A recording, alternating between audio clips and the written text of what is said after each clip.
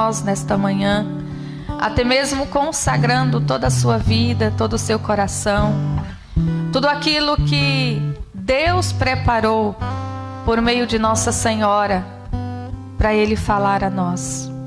E nós vamos pedindo o Espírito Santo de Deus por meio do coração imaculado de Maria, na vida do Padre Sandro, que vem falar aos nossos corações, que a nossa vida, todo o nosso ser esteja aberto, pronto para aquilo que o Senhor quer. Que tudo aquilo que precisa ser consertado em nós, que tudo aquilo que precisa nesta manhã, desta ordem do Senhor, que nós possamos alcançar, Mãe de Deus. E que neste momento as palavras desse sacerdote seja mesmo esse mover de Deus, esse mover do amor na vida das famílias. Ave Maria, cheia de graça, o Senhor é convosco. Bendita sois vós entre as mulheres, bendito é o fruto do vosso ventre, Jesus. Santa Maria, Mãe de Deus, rogai por nós, pecadores, agora e na hora de nossa morte. Amém.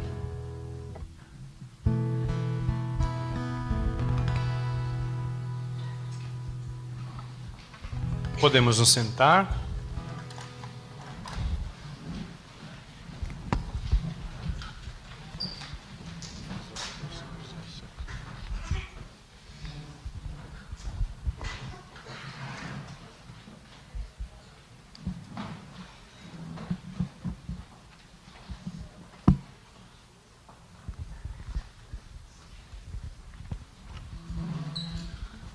Então, assim, para nós começarmos, né, nesta manhã, depois dessa linda oração, né, que foi nos proposto, seja pelo Ministério de Música, também pela irmã, esse momento de consagração à Nossa Senhora.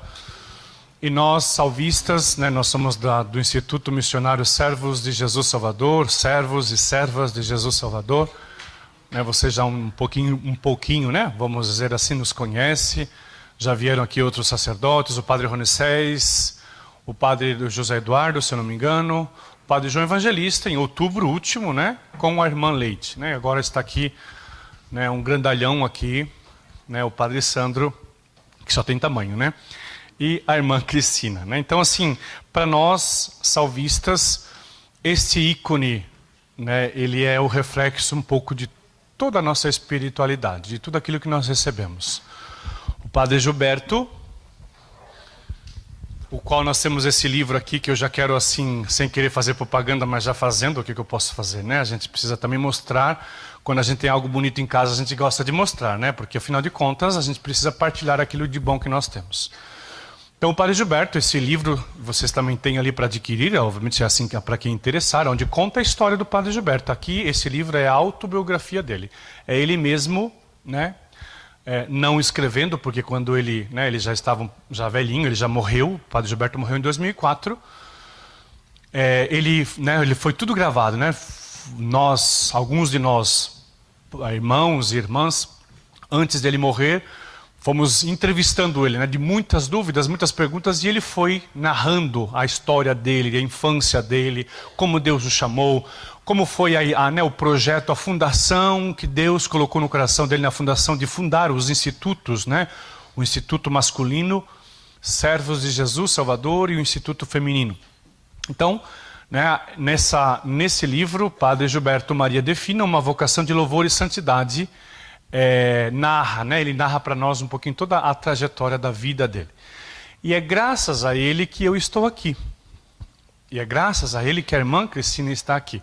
É graças a ele que nós temos este belíssimo ícone de Nossa Senhora de Pentecostes, né? Onde a mãe de Jesus, Nossa Senhora, está com os apóstolos no momento em que a igreja recebe a efusão do Espírito Santo. Né?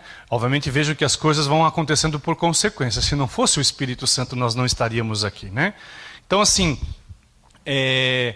e é graças também ao Padre Gilberto que eu vou poder um pouquinho também partilhar agora o tema daquilo que nós queremos falar agora, né? Nesse primeiro momento do sábado, né? Ou melhor, né? Nesse primeiro momento de pregação, que é sobre a fé. Você sabe muito bem né, o tema do nosso retiro, do nosso encontro, é um encontro para pastoral, né, familiar, ou enfim, né, é um retiro familiar, né? A propósito, eu gostaria que levantassem as mãos. Quem está aqui, marido e mulher, quem o marido e a mulher está aqui, por favor, levante a mão, só para a gente ter uma ideia, né? Isto, pode abaixar, por favor. Agora,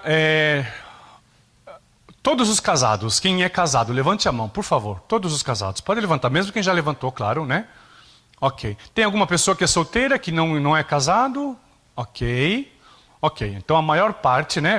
Justamente isso para nós é importante, né? Saber um pouquinho assim, né? Ou seja, nós temos aqui diante de nós bastante casais, né? Né? Embora, claro que todos nós somos família.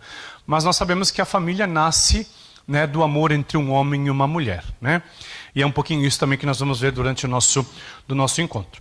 Então, assim, o que nós vamos, então, nosso primeiro momento de pregação, nós queremos partilhar com vocês um pouco aquilo que é o fundamento e que deve ser o fundamento desse projeto, né? Família, projeto de Deus. O que é um projeto, né? Esta casa, por exemplo, esse edifício, né? Antes né, o construtor que o idealizou, que pensou, que o construiu, obviamente, primeiro pensou. Né? Eu quero um salão em cima de tantos por tantos metros quadrados, né? Eu preciso de banheiros, eu preciso disso, eu preciso daquilo. Ele foi pensando, ele bolou, ainda que talvez não usou um papel, né? Obviamente aí projeto, obviamente nós podemos fazer de diversas formas, mas ele pensou e talvez, claro, elaborou com certeza um projeto, né? Como se costuma fazer hoje em dia, né? Se faz um projeto, talvez se contrata um arquiteto, um engenheiro, etc, etc. Ou seja, eu tenho um projeto, é isto que eu quero. Então, dentro desse projeto, a família é um projeto de Deus. Deus sonhou, Deus pensou. Qual é um dos pilares, um dos fundamentos disso tudo, desse projeto? O que é para nós? Para nós, né, não teria um outro fundamento senão a fé. É a fé que nos faz estar aqui. É a fé que une um homem e uma mulher, né? Embora nós vamos ver, existem também, claro, com certeza, outros elementos, mas é pela fé, né, que faz, né, nós vamos ver um pouquinho mais adiante, né, fazer com que um homem deixa tudo, o seu pai e a sua mãe, para se unir à sua mulher, como vai dizer o Gênesis. Então este projeto, este fundamento, e eu gostaria então assim de começar com o texto de Gálatas. Se você quer abrir conosco, Gálatas capítulo 3, a única coisa que eu peço é que você esteja afiado na sua Bíblia assim, ó, né, para quem trouxe a Bíblia. Gálatas capítulo 3, né, vamos ver rapidamente aqui alguns versículos, que é um pouquinho a palavra que Deus assim deu para nós, né? Para mim, para a irmã Cristina, quando nós assim nos preparávamos também para este encontro. Gálatas capítulo 3, os primeiros versículos. Ó insensatos Gálatas. São Paulo está falando à comunidade, né, da Galácia, aos Gálatas. Ó insensatos Gálatas, quem vos fascinou a vós, ante cujos olhos foi apresentada a imagem de Jesus Cristo crucificado? Apenas quero saber isso de vós. Recebestes o Espírito pelas práticas da lei ou pela aceitação da fé? Sois tão levianos? Depois de terdes começado pelo Espírito, quereis agora acabar na carne? Ter feito tais experiências em vão, se é que foi em vão, aquele que vos dá o Espírito e realiza milagres entre vós, acaso o faz pela prática da lei ou pela aceitação da fé? Esse foi o caso de Abraão. E aí, né, é o último versículo que nós vamos ler, Paulo vai citar justamente Abraão, né?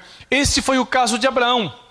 Ele creu em Deus e isto lhe foi levado em conta de justiça. Veja, meus irmãos, aqui Paulo está exortando a comunidade dos Gálatas. Por quê? Porque, na verdade, o apóstolo Paulo que fundou esta comunidade.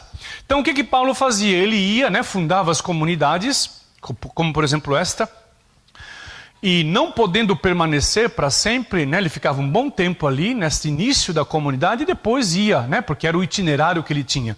E à distância ele acompanhava as comunidades por suas cartas. Por isso que nós temos as inúmeras e tantas cartas do apóstolo Paulo, aos Tessalonicenses, aos Gálatas, aos Romanos, né, porque eram as cartas que ele, apóstolo, escrevia para as suas comunidades, justamente as quais ele mesmo, né, tinha passado, tinha estado ou até mesmo tinha fundado. Então vejam, ele fica sabendo que os Gálatas, né, obviamente eles começam pela graça, né, porque eles receberam um fundamento. Ele vai dizer ali no versículo, né, ainda no primeiro versículo, ante cujos olhos foi apresentada a imagem de Cristo Jesus crucificado. Ou seja, olha, vocês receberam essa graça. A graça do Cristo crucificado. Só que o que está acontecendo com vocês? Vocês agora estão largando a fé em Cristo para se agarrar, porque na verdade Paulo, né, ele fica sabendo, porque vejam gente, né, o andar de uma comunidade é assim. E são muitas as influências, sejam positivas, mas também aquelas influências negativas que podem influenciar uma comunidade. A comunidade dos Gálatas justamente começa a ser influenciada, né, por falsas doutrinas, por doutrinas que vêm de fora e querem se instalar. E aqueles que tinham primeiramente recebido uma fé sólida, né, em Cristo, né, o Cristo Jesus crucificado, como ele está dizendo no primeiro versículo, começam agora quase que justamente abandonando esta fé, abandonando esse fundamento para se agarrar, né, nestas coisas, né? Por isso que Paulo vai usar, e olha como é bonito, né, a forma como ele trata, a liberdade que ele tem para tratar com os seus, né, com essa comunidade. Né, a liberdade até como um pai de poder exortar e dizer, ó insensatos Gálatas. E aí, continuando, o apóstolo ainda vai dizer assim, depois de terdes começado pelo Espírito, quereis agora acabar na carne? E esse tema é muito forte, né, no apóstolo Paulo, em outros tantos, né, em outras cartas ele vai relatar e tratar também sobre esse tema, que é esta contraposição que ele faz, né, a carne e o Espírito. Né? O que é o Espírito aqui? As obras do Espírito, justamente é tudo aquilo que é a obra da graça na nossa vida. E o que é a carne? É toda a obra do mal, do pecado, né? Enfim, tudo aquilo que envolve, né? Enfim, aquilo que faz parte, né, da obra do mal, do demônio, da tentação, enfim, né, aquilo que ele vai chamar a obra da carne. Tendo feito as experiências, né, vejam, ele vai falar de experiências. Gente, nós, né, pela lógica da fé, nós também fazemos as experiências, né, experiência de fé. Todos nós aqui justamente fomos marcados. Por exemplo, o que é que faz você, num sábado de manhã, deixar tudo, né? Porque às vezes, né, aí entra um pouquinho o contexto de vocês. Por exemplo, né, muitos de vocês aqui trabalham a semana toda, né, cansado, exausto. O que faz um homem, uma mulher, uma família deixar, né, talvez poderiam estar agora no sábado, curtindo o sábado de uma outra forma, de uma forma até eu diria, num sentido assim positivo, né, agradável, sei lá, passeando, fazendo compras, etc., ou até mesmo ficando em casa assistindo Netflix ou coisas do gênero, né, do tipo. O que faz um homem e uma mulher deixar tudo isso para vir aqui num salão, tomar um café comunitário, etc., encontro e uma oração e ver um padre, uma freira aqui do Brasil falando, etc. O que faz isso? Se não é justamente o porquê um dia, um belo dia, também você fez uma experiência de Deus na sua vida. E essa experiência que de alguma forma ela alimenta, né, ela nos alimenta.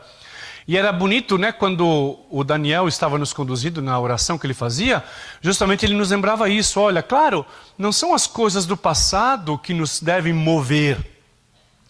Né? Deus, ele está no hoje, no presente.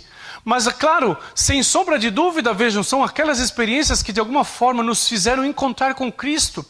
E claro, nós não estamos alimentando aquela experiência, mas por causa daquela experiência nós fazemos também uma outra experiência do amor de Deus no hoje. E isto é a forma, gente, isso nós aprendemos com os judeus, né, com os hebreus. Né? O cristianismo herdou isso do judaísmo. Como que um judeu reza? Um judeu, ele, né, na lógica da fé, ele vai rezar justamente assim. Né? Se nós pegarmos os Salmos, a oração dos Salmos, ela vai praticamente se nortear nesta dimensão. Que dimensão? Na dimensão de dizer assim, o salmista vai rezar dessa forma: olha, Senhor, assim como o Senhor libertou os nossos pais do Egito, assim como o Senhor fez atravessar a pé enxuto o Mar Vermelho, nós te pedimos, realiza agora os teus milagres, os teus sinais, as tuas graças. Ou seja, o judeu, ele olha para o seu passado, para as experiências de fé que os seus antepassados, e ele mesmo fez com certeza, ele olha para trás, faz lembrança disso, faz memória disso, e esta memória gera esperança no seu coração e realiza também no hoje, no agora. Aquilo são os sinais, as graças, as experiências que Deus quer fazer na vida, enfim, de cada um de nós, na vida daquele que assim ora. Por isso, meus irmãos, nós temos a Sagrada Escritura. A Sagrada Escritura não é nada mais, nada menos do que um livro de narrações históricas de muito tempo atrás. Que a gente chama assim, dos nossos antepassados, daqueles que vieram antes de nós, dos santos, dos mártires, dos homens e mulheres santas que de alguma forma serviram e amaram a Deus. Não só para nós a Sagrada Escritura, mas até mesmo, por exemplo, a história. Nós amamos a história dos santos. Por exemplo, as pessoas que têm devoção a Santa Teresinha do Menino Jesus, vai pegar os livros, os escritos de Teresinha e vai devorá-los. Por quê? Porque vai perceber naquela história também, naquela experiência que faz Teresinha, puxa, olha o quanto isso hoje me ajuda. Este processo é um processo de fé. Esta fé que precisa ser alimentada. E por isso, eu queria pegar com vocês agora a carta aos Hebreus, capítulo 11, para a gente entender um pouquinho isso que nós estamos falando, essa dinâmica de olhar para o passado, perceber quanto Deus realizou lá, e isso gera vida, graça, no hoje da nossa vida. Todo mundo achou? Hebreus capítulo 11? Amém ou misericórdia? Alguém está na misericórdia? Não, já todo mundo achou? Então vamos lá, capítulo 11 da carta aos Hebreus. Gente, eu não vou ler aqui, obviamente a gente está aqui, eu quero fazer um gancho com essa leitura, então eu não vou ler, até porque eu vou ler quase todo o capítulo 11, mas eu não vou ler assim todo. Eu vou ir falando o versículo, vou lendo os pedacinhos, ao menos que nos interessa, até por causa simplesmente por causa do nosso tempo. Então, a carta aos Hebreus, aqui também apenas um detalhe. Antigamente, até nas nossas liturgias, quando a gente ia fazer a leitura, os nossos lecionários vinham assim, leitura da carta de São Paulo aos Hebreus. Isso é do meu tempo, quando eu era criança, tá? De uns anos para cá isso mudou. Por quê? Porque a exegese hoje vai dizer para nós, e aquilo que é a teologia da igreja, os ensinamentos da igreja. Antigamente se tinha esse conceito, essa concepção que a carta aos Hebreus tivesse sido escrita pelo apóstolo Paulo. Hoje, a exegese cristã nos diz diversamente, ou seja, nós não temos evidências claras, ou ao menos nós não temos detalhes de quem tenha sido o escritor da carta aos Hebreus. Então hoje, você pode notar, quando a gente vai na missa hoje, quando tem um texto da carta aos Hebreus, justamente o título vai se dizer assim, leitura da carta aos Hebreus. É simplesmente uma mera informação que com certeza vocês também já sabiam. Mas para dizer assim que o autor da carta aos Hebreus é um autor que nós, assim, hoje a exegese nos diz, é um autor desconhecido. Nós não sabemos especificamente quem tenha escrito a carta aos Hebreus. Mas vamos lá. No capítulo 11, o autor aos Hebreus faz eu diria assim, esta página eloquente, sobre a fé. Olha que bonito como ele vai começar. A fé. Primeiro ele começa já explicando para nós o que é a fé. A fé é o fundamento da esperança. É uma certeza a respeito do que não se vê. Vamos ler juntos? A fé é o fundamento da esperança. É uma certeza a respeito do que não se vê. Você consegue ver o seu casamento? Na sua totalidade? O que você consegue ver? Quem é casado? Você consegue ver um ao outro, né? E nesse olhar um ao outro, você justamente pode até lembrar das palavras que vocês dizem, né, no dia, ou disseram, no dia do casamento, né? Eu te aceito, Joaninha, né, como minha esposa e te prometo ser fiel. Vocês lembram? Ih, esqueceram. E te prometo ser fiel na alegria e na tristeza, na saúde e na doença. Amar-te e respeitar-te por todos os dias da nossa vida. Então, você consegue ver a sua esposa, você consegue ver o seu esposo, você consegue ver os seus filhos, mas vejam, a nossa visão, o nosso olhar é um olhar limitado. Nós conseguimos de alguma forma ver aquilo que esses olhos nos permitem ver. E claro, com esses olhos, um pouquinho, os nossos olhos interiores e espirituais, com certeza, há uma certa abrangência, mas nós não conseguimos ver a totalidade, você não consegue ver a totalidade da bênção de Deus que é o seu matrimônio. A fé é o fundamento da esperança, é uma certeza daquilo que não se vê. E aí eu já gostaria de dizer assim, vejam, a própria graça sacramental dada ao homem e à mulher, quando Deus lá no Gênesis, a gente já vai pegar já esse texto, depois, quando Deus vai dizer, por isso o homem deixará o seu pai e sua mãe e se unirá à sua mulher. E os dois formarão uma só carne. Vejam, a própria lógica de uma só carne. Que carne que é? Isso aqui? O meu corpo? Claro, também. Mas o ser uma só carne não significa ser só o corpo, em toda a dimensão unitiva do casamento, lindo, maravilhoso que vocês vivem, a dimensão procriativa, a dimensão naquilo que se dá a graça, isso, vocês casaram-se para isto. E seria, permitam-me a palavra, ridículo, se alguém casando-se, na noite de núpcias, um dissesse para o outro assim, querida, desculpe, eu não quero. Seria ridículo, porque não foi para isso que vocês se casaram. A fé é o fundamento da esperança e a certeza a respeito daquilo que não se vê. Mas vamos pegando ainda o gancho daquilo que nós estávamos falando. E aí, o autor começa a fazer, para explicar aquilo que ele está dizendo no primeiro versículo, ele começa a fazer memória do passado.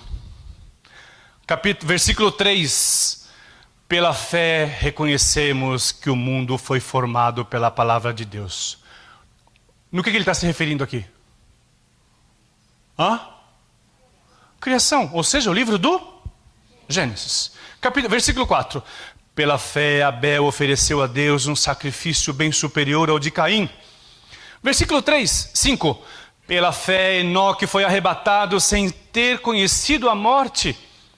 Versículo 6. Ora, sem fé é impossível agradar a Deus, pois para se achegar a Ele é necessário que se creia primeiro, e que Ele exige, e que Ele recompensa os que o procuram. Versículo 7. Pela fé na palavra de Deus, Noé foi avisado a respeito dos acontecimentos imprevisíveis. Você sabe do que ele está falando aqui? Pela fé, Noé ainda, ele condenou o mundo e se tornou o herdeiro da justificação. Então, como é bonito a gente lembrar desses episódios que a Sagrada Escritura nos traz. Que às vezes a gente quer, claro, de forma fantasiosa, aí os filmes, de Hollywood estão por aí, para querer. Vocês assistiram, não é? O último filme que saiu aí, uns 3 anos atrás, Com todo respeito, isso é ridículo, assim, mas enfim, não estou aqui para falar disso. Mas, porque claro, perde-se, tudo aquilo, e até porque, gente, convenhamos, quem estava lá com um papel e uma caneta na mão, para escrever o que estava acontecendo? A narração do livro do Gênesis não quer explicar para nós o como Deus fez. Se tinha umas árvores, quem assistiu o filme, vai lembrar, sabe o que eu estou falando, Umas árvores gigantes que caminhavam assim, bom, e que ajudaram Noé, a combater aquele povo que vinha justamente para querer invadir a arca, enfim. Pela fé, Noé é conduzido a salvar, né? A lógica aí, né? Das 8 pessoas da família de Noé. O dilúvio, né? Deus salva o mundo pelas águas, ou seja, a ideia de Deus destruir o pecado. Né? Vejam o quanto ali está já o sentido profundo da nossa vida, o quanto isto é batismal para nós, é o simbolismo do batismo, lá também nesse episódio de Noé. Versículo 8, foi pela fé que Abraão, obedecendo ao apelo divino, partiu para uma terra. Você lembra o que Deus falou para Abraão? Abraão, sai da tua terra e vai para a terra onde eu te mandar. Versículo 9, foi pela fé que ele, Abraão, habitou na terra prometida. Versículo 10, porque tinha a esperança fixa na cidade assentada sobre os fundamentos, cujo arquiteto e o construtor é Deus. Versículo 11, foi pela fé que a própria Sara cobrou o vigor de conceber. Você sabe que Sara era estéril. Você lembra disso? Você lembra que quando Deus foi visitar, né, pela figura daquelas três figuras que foi visitar Abraão, e eles disseram para Abraão assim: ano que vem eu vou voltar aqui e a sua esposa vai ter um filho. A Sara, as mulheres são engraçadas, né? O Abraão estava batendo um papo aqui com os 3 visitantes, né? E a Sara estava atrás da tenda. Engraçado, né? Podia ter sido o contrário, né? Mas sabe Deus por que a Sagrada Escritura... Mas para dizer o quê? Até nisso, na curiosidade dela, o que ela faz? Quem lembra? Ela começa a dar risada. Porque ela sabe, na verdade a risada dela tem sentido. Porque humanamente ela sabia que ela não podia conceber. Mas vejam, pela fé, Sara, né, cobrou o vigor, ou seja, recebeu a força, o poder de conceber, apesar da sua idade avançada. Versículo 13, foi pela fé que todos os nossos pais morreram, embora sem atingir o que lhes tinha sido prometido. Versículo 17, foi pela fé que Abraão, submetido à prova, ofereceu Isaque. Você lembra desse episódio? Quando o próprio Deus, colocando à prova Abraão, vai dizer para Deus: eu quero o teu filho. E gente, aqui está um dos episódios, né? Claro que a Bíblia, é difícil a gente falar em relação à Bíblia, dizer, esse aqui é o mais bonito, esse aqui é o mais tocante, o mais marcante. Mas o episódio do sacrifício, né, que Abraão vai para sacrificar o seu filho, é muito forte. E eu gostaria assim de convidar você depois com calma, semana que vem, uma hora que você estiver aí, tome este texto bíblico e leia-o. Quando Deus vai dizer, eu quero o teu filho. É pela fé que Abraão entende isso. Ainda que a humanidade dele, vejam, estava dizendo, vamos assim dizer, uma outra coisa. E a narração desse episódio ele é tão forte, né, que o narrador bíblico ali, né, o texto vai dizer assim, né, um certo momento, Abraão está indo com o seu filho, o filho carregando o feixinho de lenha. O filho pergunta para o pai: pai, nós temos a lenha, mas onde está o cordeiro? O que Abraão responde? Deus vai providenciar, meu filho. E tenha certeza de uma coisa, quando Abraão respondeu isso para o filho, ele não estava entendendo o que ele estava fazendo. Ele creu, Deus vai providenciar. E foi assim que Deus fez.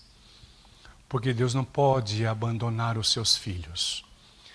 Então por isso que esse texto que nós estamos lendo do capítulo 11 de Hebreus, ele também, né, a gente pode colocar aqui, ao menos falo eu da minha parte, é extraordinário. O que o autor aqui está nos convidando a fazer, veja o que ele está fazendo, ele está fazendo lembrança de tudo aquilo lá, que justamente a própria Bíblia narra. Abel, Enoque, Noé, Abraão, Sara, Noé, Pela fé, foi pela fé que eles foram movidos. Versículo 20.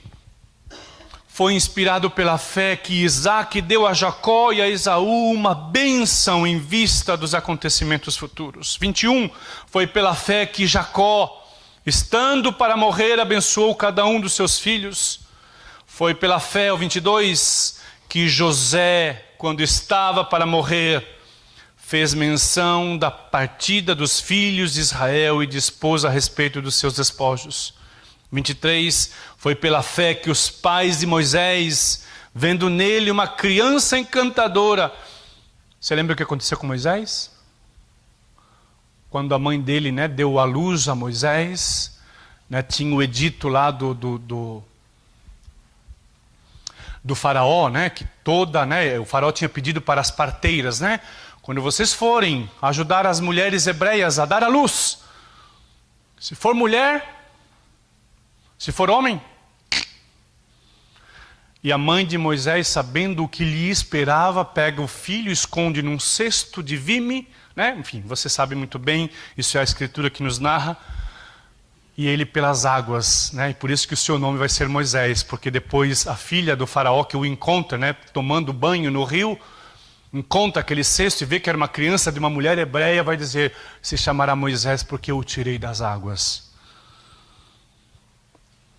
A história, vejam gente como a nossa história, e aí eu queria convidar você a você pensar um pouquinho também na sua história. O que foi que te trouxe aqui para Danbury?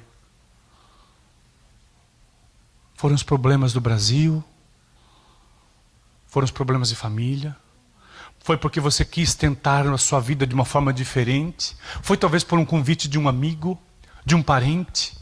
Você veio para cá com a cara e a coragem? Você veio para cá, desculpe lhe dizer assim, mas é só para a gente assim ficar claro do que a gente está falando. Você veio para cá, como muitos fazem, atravessando a fronteira do México.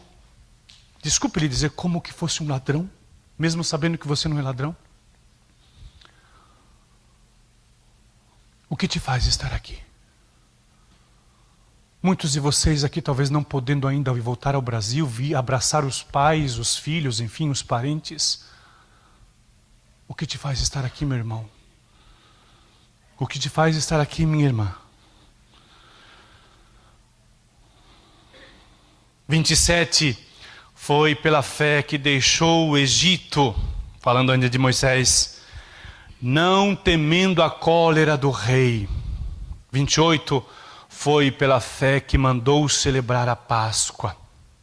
29, sempre falando de Moisés, foi pela fé que os fez atravessar. Você lembra desse episódio? Você lembra?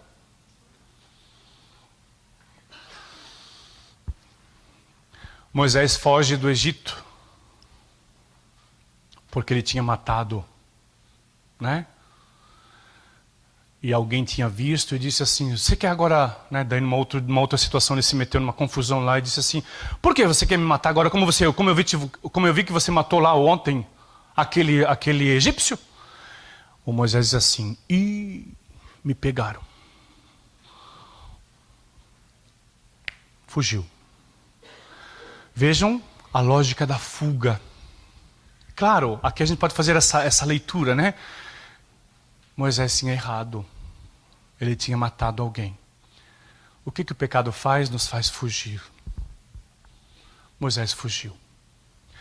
Mas vejam, o fugir aqui é justamente um tempo necessário para recuperar também as suas forças. Mas o olhar de Deus, ele é de tal forma que lá onde Moisés, né, encontrou Jetro, né, casou, né, enfim, num belo dia, né, pastoreando as ovelhas, ele vê uma arvorezinha, que a gente chama de sarça, né, a sarça ardente, né, ou seja, uma árvore que queimava, mas não se queimava, queimava, mas não se consumia. E aí, né, a experiência que Moisés faz de Deus. O que Deus fala para Abraão? Para Moisés? Tire as sandálias dos teus pés, porque a terra que estás pisando é santa. Ou seja, por que aquela terra era santa? Porque a presença de Deus estava ali. E é pela fé que Moisés, Deus pede, vejam, o que Deus vai pedir para Moisés? Em poucas palavras, volta. A fé, às vezes, entendo que o padre está lhe dizendo aqui, a fé ela pede que a gente às vezes volte. Esse voltar não necessariamente significa um voltar geográfico, mas pode significar, ou melhor, sobretudo quer significar um voltar teológico, ou seja, um voltar em Deus. Volta, Moisés, porque você precisa dizer para os meus filhos, você, Moisés, vai precisar libertar os meus filhos. Enfim, né?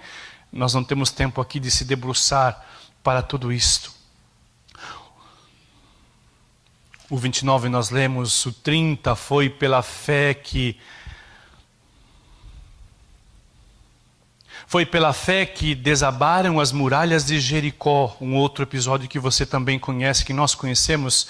O 31 foi pela fé que Raabe, a meretriz, não pereceu com aqueles que resistiram. A história, quando o povo de Israel vai, né, para as muralhas de Jericó caem, né, eles vão para Raabe, justamente colabora nesse episódio. E aí, enfim, ele vai continuar, né? Eu quero ir agora lá no 39. No entanto, todos esses mártires da fé, não receberam a realização das promessas. O que ele quer dizer com isso? Todos esses homens e mulheres agiram, não viram. Por isso que Jesus, né, tem um certo momento que Jesus vai dizer aquela frase assim, né, olha, muitos, né, eu não lembro se enfim, eu acho que para os fariseus Jesus vai dizer isso, olha, muitos quiseram ver o que vocês viram, estão vendo e não viram. E Jesus justamente ele puxa esse gancho fazendo memória. É como se Jesus quisesse pegar esse versículo, esse capítulo 11, né, de Hebreus, e ele está dizendo, olha, Abraão quis ver esse dia, Moisés quis ver esse dia, Sara. E eles não viram, mas eles agiram na fé, à promessa de Deus. Por isso, meu irmão e minha irmã, a fé aqui para nós torna-se o fundamento do projeto de Deus. Você está aqui, nós estamos aqui, depois você pode pegar esse capítulo dos Hebreus e ler com mais calma. Como nós falamos, nós tivemos que fazer aqui um pouquinho uma ginástica espiritual, né? Mas necessária para a gente também não se perder aqui no tempo, porque o padre está olhando aqui e o relógio corre, né? Também aqui nos Estados Unidos, né? Graças a Deus. Então, agora, tendo em vista, né, tudo isso que nós assim compusemos aqui, né, a lógica da fé, a esperança, a fé justamente, né, é o fundamento daquilo que nós não vemos. Inserindo, né, a nossa vida familiar, a nossa vida, né, a vida de vocês matrimonial. Gostaria agora que nós pegássemos Gênesis capítulo 2, versículo 24. Esse é um versículo muito conhecido, né? Talvez, com certeza você já ouviu muitas vezes. Que vai dizer o seguinte, Gênesis 2, versículo 24. Por isso o homem deixa o seu pai e a sua mãe para se unir à sua mulher. E já não são mais que uma só carne. Gente, olha que bonito isto. O texto original, o texto, né, lá do livro do Gênesis, né, do início, vai dizer assim já, e é um texto que Jesus depois vai retomar, né? Mateus capítulo 19, Jesus vai justamente dar isso como fundamento. Por isso o homem deixará o seu pai, sua mãe, e se unirá à sua mulher. Jesus confirma aquilo que o Antigo Testamento vai dizer. Esse texto que nós acabamos de ouvir, né? O homem deixará o seu pai e sua mãe e se unirá à sua mulher. O que significa para vocês deixar? Quando a gente pensa nesse versículo, nós assim, né, imagine você quando você conheceu a sua esposa, quando você conheceu o seu marido. Existe toda uma dimensão da atração. Eu achei a mulher da minha vida, eu achei o homem da minha vida, é com ele que eu quero me casar, é com ela que eu quero me casar. Eu me apaixonei, né, os primeiros sentimentos, as emoções, né, todo o corpo, os sentimentos, os afetos, né, se movem, começam a se mover nesta direção. Então, para nós, às vezes, ou melhor, me permita, talvez para vocês, né, casados, entender esse texto aqui, deixar o pai e a mãe para se unir à sua mulher, para se unir ao seu marido, às vezes a gente olha isso de uma forma muito assim, muito ingênua, muito simplória, né? Ou até eu diria assim, quase que como por, sabe, a gente entende às vezes esse processo quase que como uma coisa meio automática. Quando eu tinha os meus 15, 16 anos, né, aquela conversa, né, a gente, né, nas nossas partilhas de amigos, né, já começa, né, ali na idade da adolescência, né, um pouquinho a juventude, a gente começa a trocar as ideias, né, com os amigos, né, casar, olha aquela menina, que gatinha, que bonita. Os primeiros sentimentos próprios, né, da puberdade, da adolescência, da juventude. E a gente começa a trocar justamente um pouco, né? Olha, né? Um vai dizendo para o outro, eu lembro, né? Ao menos, né? Era muito comum entre nós, entre os amigos, né? Eu quero casar, eu quero ser engenheiro, né? Isso o quê? Aquelas coisas, ainda que sejam coisas ingênuas, não faz mal. Para aquele momento, era um pouco a partilha que um dizia para o outro. E às vezes a gente, nesse processo, né, e eu lembro muito bem comigo, quando eu ouvi os meus primos, os meus amigos falando isso, e lá, eu tenho certeza disso, lá já estava uma semente de Deus, da minha vocação no meu coração, eu dizia assim, mas não sei, não é isso que eu quero. Eu estou dizendo isso porque, às vezes, nós somos muito acostumados a pensar, a ver a nossa vida de uma forma assim muito mecânica ou automática. O que eu quero dizer? Todo mundo casa, logo, eu também vou casar. Todo mundo, né, enfim, vai ter uma família. Mas será que eu perguntei para Deus, o que o Senhor quer de mim? Será se eu tive essa coragem? Com isso eu não quero questionar meu irmão e minha irmã a sua vocação. Quem tem que fazer isso é você, né? Não é o padre. Eu só quero justamente com isso trazer à luz aquilo que o texto sagrado aqui está nos propondo. O homem deixará o seu pai e a sua mãe para unir-se à sua mulher. O deixar aqui não é meramente, como nós estávamos falando, algo simplesmente carnal. Embora isso também teve que acontecer. Já pensou se o marido, né, ou vice-versa, né, isso não pode acontecer, de certo, né, me entendam aqui que eu vou dizer, mas para alguém dizer assim, olha, eu achei o homem da minha vida, é com ele que eu quero casar, eu achei a mulher da minha vida, é com ela que eu quero... Para alguém dizer isso, a carne também está de alguma forma dizendo isto. A atração física, o desejo carnal mesmo, faz parte. Como eu dizia para vocês, foi para isso que vocês casaram também. Então isso precisa ter e precisa acontecer. Mas não é só por causa disso. Deixar o pai e a mãe. E é tão interessante que esse deixar aqui, também isto, né? É importante aqui cada um de nós, cada um de vocês aqui um pouco pensar. Como foi esse teu deixar? Quantos anos atrás isso aconteceu? 2 anos, 10 anos, 20 anos, 30 anos? Oh, o ministério está ali. Quanto tempo faz? Como foi?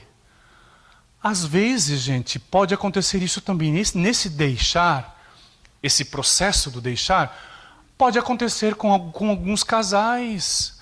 um pouco a história do Romeu e Julieta. Você já conheceu, né? Conheceu a história de Romeu e Julieta, né? Até hoje, os namorados e os casais vão lá em Verona, né? Escrever na casa de Romeu e Julieta, deixar os seus... Enfim. Ou seja, aquela dimensão, às vezes, por exemplo, quantas situações de dor. Casais que, por exemplo, tiveram que fugir para se casar. Ou então aquelas situações, assim, me permitam dizer isso, mas eu só estou trazendo isso, gente, para a gente entender assim que a nossa humanidade está nisso. E Deus, Ele não está jogando isso fora. Ainda que nisso tudo tem as dores do nosso pecado, da nossa miséria, como teve a de Moisés. Moisés fugiu porque ele pecou, porque ele matou um egípcio.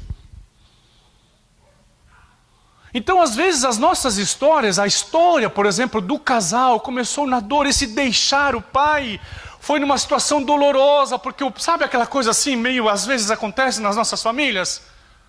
Eu não sei na sua, na minha aconteceu e acontece. Somos em 7 irmãos. Então, assim, aquelas situações do tipo, né? A mãe não gosta da minha namorada, não quer que eu case com ela, e sabe, já cria aquela tensão, sogra e nora, genro e sogra, aquelas coisas humanas. Às vezes o deixar de vocês, né? Às vezes ele começou na dor. Mas o que nós queremos dizer aqui é que, vejam, esse deixar, de alguma forma, ele precisa, isso que eu gostaria que você entendesse um pouquinho na sua história.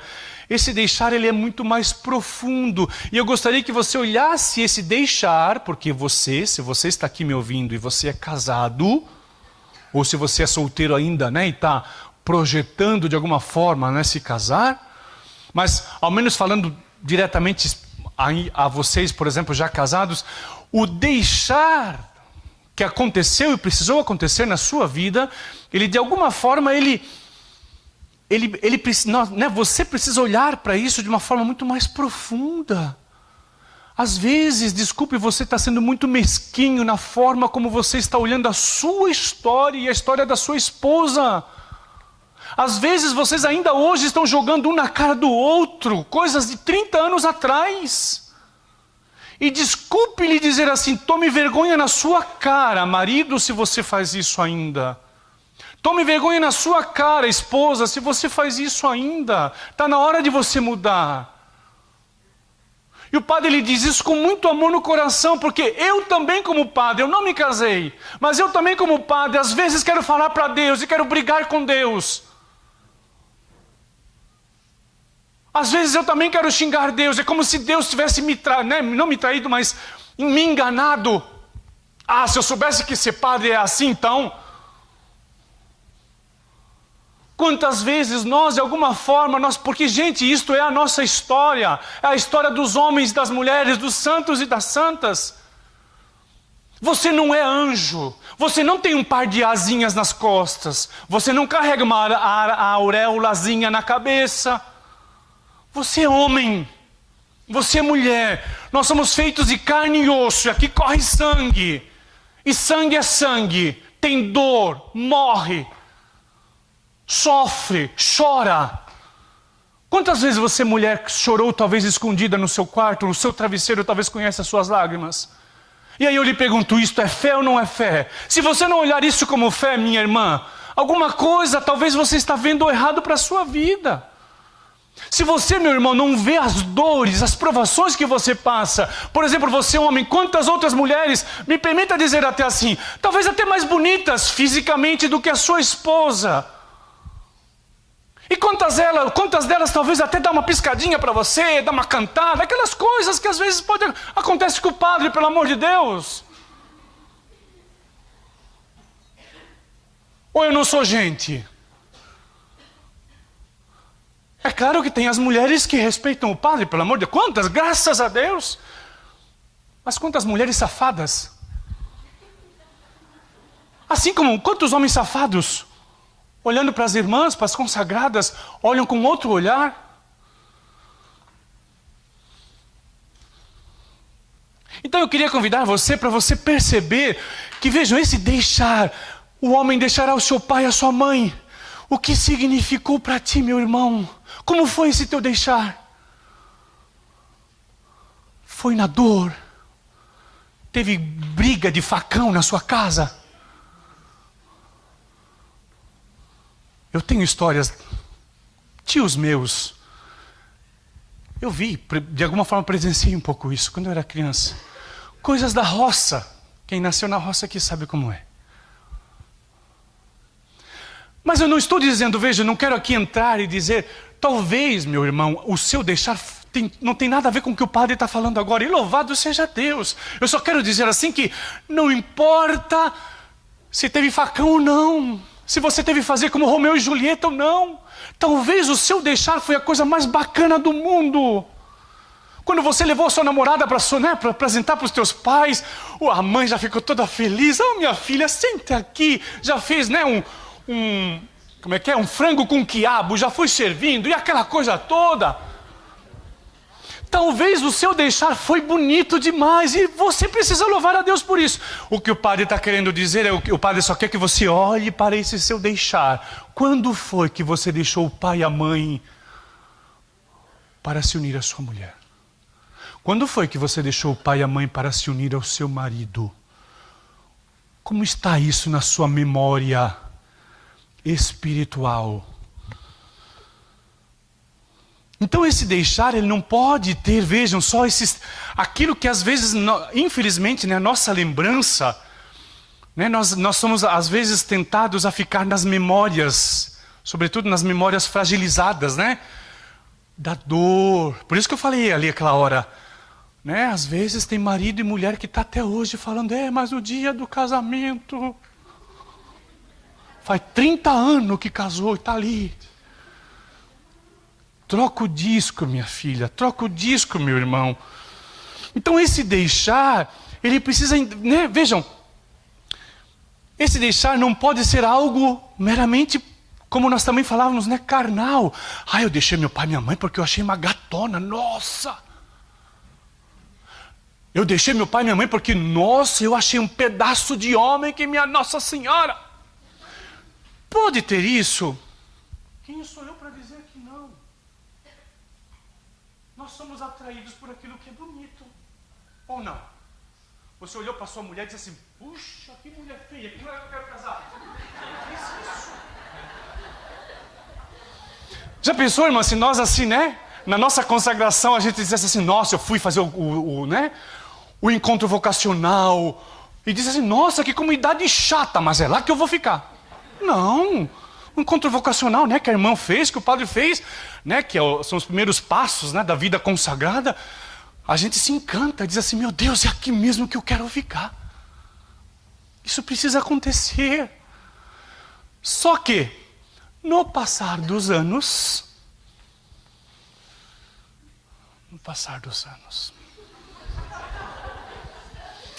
a gente vai esquecer. Quantas vezes eu gostaria de convidar você nesse retiro. Quantas vezes nós xingamos, nós brigamos com Deus, nós ofendemos seriamente as pessoas que nós amamos. Então vejam, esse deixar precisa ter algo muito maior. Por trás desse deixar, de alguma forma, e aí é nisso que eu estava falando, vejam, nesse deixar existe amor, existiu e precisa existir amor. Mas nesse deixar, meu irmão e minha irmã, e aí fazendo agora a lembrança do texto de Hebreus que nós estávamos lendo, de alguma forma, gente, porque se é só amor, e eu digo aqui, ao menos me refiro, porque quando nós falamos da palavra amor com A maiúsculo, necessariamente, configurado a palavra amor está ali a fé. Não tem como. Porque se eu falar com amor, só para a gente entender, com um A minúsculo, o amor, o amor eros, o amor atração, o amor, desculpe dizer assim, das gostosuras, das atrações, dos prazeres. Se for por esse amor que você casou,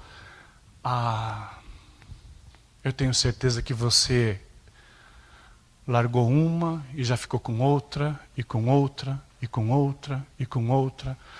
Porque se a questão aqui é meramente eros, atração carnal, desculpe lhe dizer assim, mas o padre precisa ser muito franco contigo. Tem gente fazendo até com cachorro.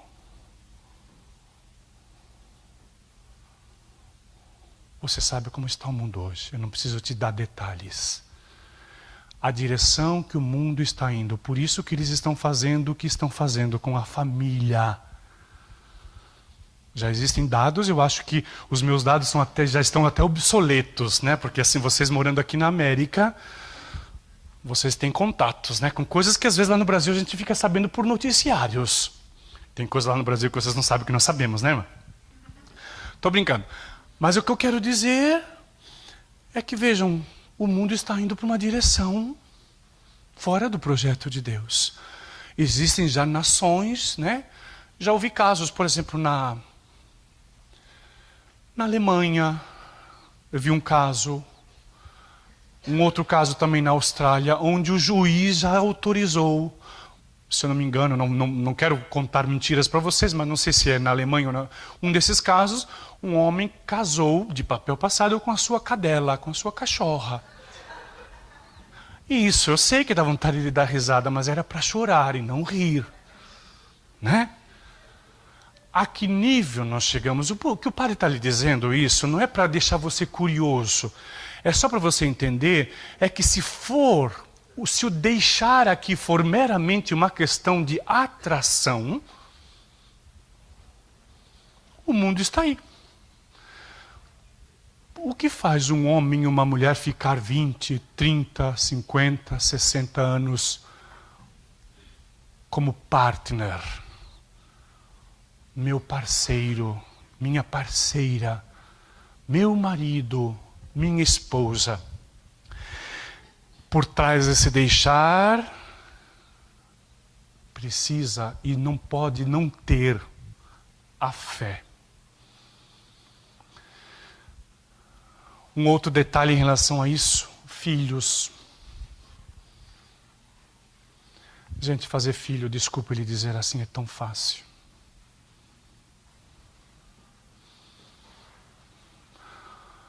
É tão fácil.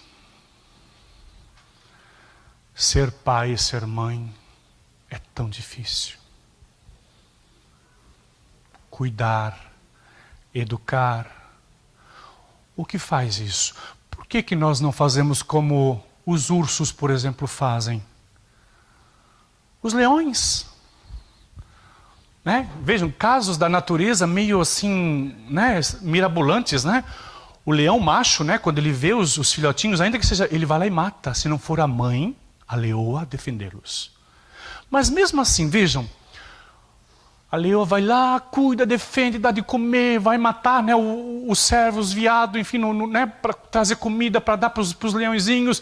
Os bichinhos vão crescendo, crescendo, vai comendo, quando ficam fortes, o que eles são capazes de fazer? Eles vão transar com a própria mãe.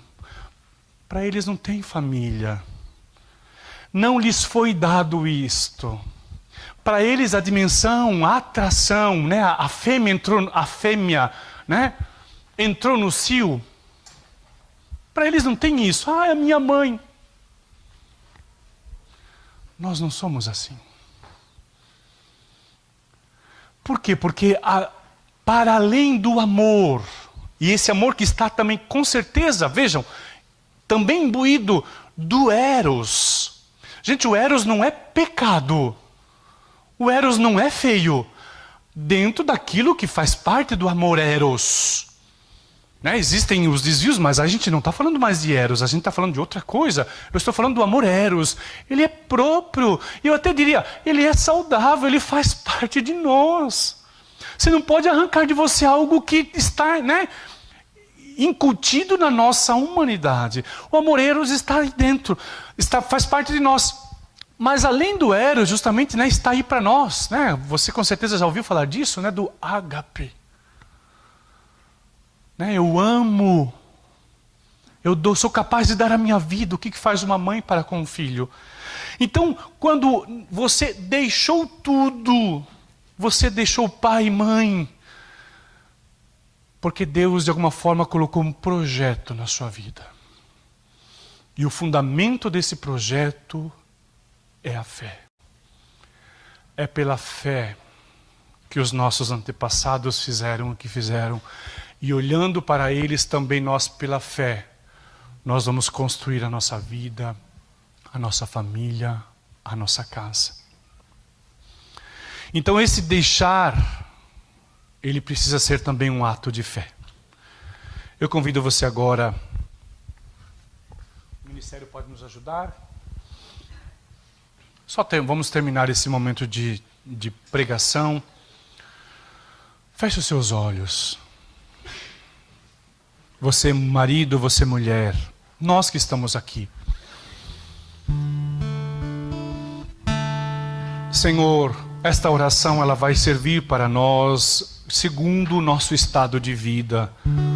O padre como padre, a irmã como consagrado, os casais como os casais, os solteiros, os avós, os pais, todos nós, meu Deus, na fé. E pela fé, Jesus, nós de alguma forma nós deixamos os nossos pais, deixamos as nossas mães. Que coisa, eu diria, vendo esses dias, né, estando aqui com vocês, visitando os grupos, os jovens, os adolescentes, vendo as crianças, né, muitas mães aqui nesses dias que nós estamos aqui em Danbury, mães, né, com os carrinhos de bebê, dando de amamentar para os seus filhos, e me vinha uma coisa justamente no meu coração disso. Eu falava, meu Deus, o que é a vida? Nós, por um tempo, fomos também, as nossas mães, de alguma forma, fomos tão, eu diria assim, tão apaixonados, né? Um pelos outros, o pai com os filhos da mesma forma. Mas um belo dia nós crescemos e nós precisamos fazer essa experiência de deixar tudo, de deixar a coisa que nós mais amamos, aquela que deu a vida por nós, aquele que deu a vida por nós, aquele que trabalhou todos os dias, indo para aquela marcenaria, para aquele escritório, para aquele lugar, enfim, onde o seu pai trabalhava todos os dias para trazer para dentro de casa o sustento para nós, para estudar, para poder vestir um calçado. Mas um belo dia nós crescemos e tivemos que deixar tudo, e nós deixamos. Senhor, nós fizemos isso pela fé. Pela fé, meu Deus. Pela fé nós deixamos os pais, as mães. Pela fé esses meus irmãos que estão aqui, meu Deus, também de alguma forma deixaram os parentes no Brasil. Muitos deles, meu Deus, com dor. Muitos deles, meu Deus, ainda hoje choram por talvez não poder ainda voltar ao Brasil e dar um abraço no pai e na mãe, que faz anos que não os encontra. É verdade, meu Deus, que na nossa história tem sinais igual na história de Moisés, como na história de Noé, de Abraão, Sara, que deu risada. Mas pela fé, meu Deus, esses homens e essas mulheres creram. E pela fé, meu Deus, nós estamos aqui de alguma forma tentando construir a vontade de Deus. Pela fé, meu Deus, nós estamos aqui. Nós tudo deixamos para construir o teu projeto, meu Deus, o projeto de Deus. E aí eu digo especificamente para você, o projeto de Deus para você é a sua família. Coloque, meu irmão e minha irmã, este fundamento. Olhe com o olhar da fé para a sua história. Lembre, até deixa eu lhe dizer assim, o primeiro beijo que vocês deram um no outro, o primeiro encontro. E eu repito, talvez esse primeiro encontro tenha havido as dores, os erros nossos do passado. Mas de alguma forma Deus, pelas nossas linhas tortas, Deus tem escrito certo. Deus tem escrito certo. Eu gostaria que você confiasse nisso. Vem, Espírito Santo, eu quero te pedir, para esses meus irmãos homens, para essas minhas irmãs mulheres, a força do Espírito Santo.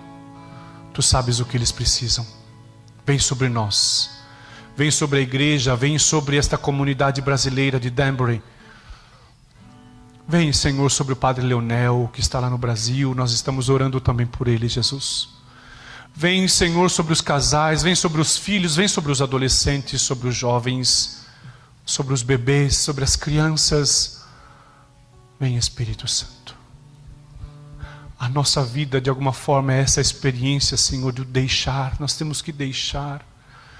E às vezes nós deixamos quem nós amamos, mas porque na verdade nesse projeto do amor tem algo muito maior que ainda talvez humanamente nós ainda não vemos. Nós não entendemos, como Abraão. Quando Deus pediu para ele, quando ele olhou quando o filho dele com um feixinho de lenha olhou para ele e disse: Pai, nós temos aqui a lenha. Aonde está o cordeiro para o sacrifício? Abraão, com certeza, com lágrimas nos olhos, olhou para o filho e disse: Deus providenciará, meu filho. Deus providenciará. Meu irmão, creia nisso. Eu não sei da sua história, eu não conheço você. Nós estamos aqui nos conhecendo com muitos de vocês hoje. Eu não sei o que você tem passado. Eu não sei quais são as dores familiares que você tem atravessado. Mas isso, desculpe lhe dizer assim, pouco interessa, porque o padre não poderia ter feito nada por você. A irmã não poderia ter feito nada por você. Mas tem alguém, meu irmão, e ele conhece já a sua história. Ele conhece a sua história. E é para ele que você precisa dar, oferecer a sua história. Fale para Deus. Nesses dias de retiro que você vai estar aqui, fale para o Senhor. Ele quer ouvir a tua voz.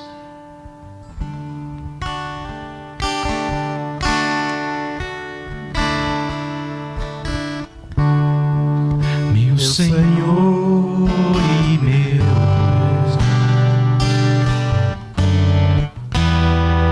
Deus, meu Senhor e meu Deus, meu Senhor e meu Deus, eu creio, mas aumenta minha fé,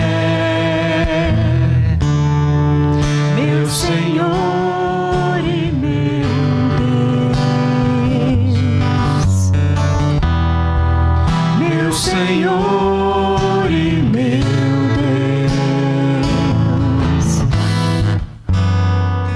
meu Senhor e meu Deus, eu creio, mas aumenta minha fé. Dai-me uma fé viva. Vamos ficando de pé. Dai-me uma fé nova.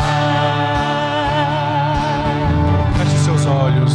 Traduzida na vida, testemunhada do amor pelos irmãos. Dá-me uma fé viva. É o que nós te pedimos, Senhor. Dai-me uma fé nova, traduzida na vida, testemunhada do amor pelos irmãos. Glória ao Pai, ao Filho e ao Espírito Santo. Amém. Nós vamos agora então ter uma um breve intervalo. Eu pediria assim que esse intervalo fosse de uns 15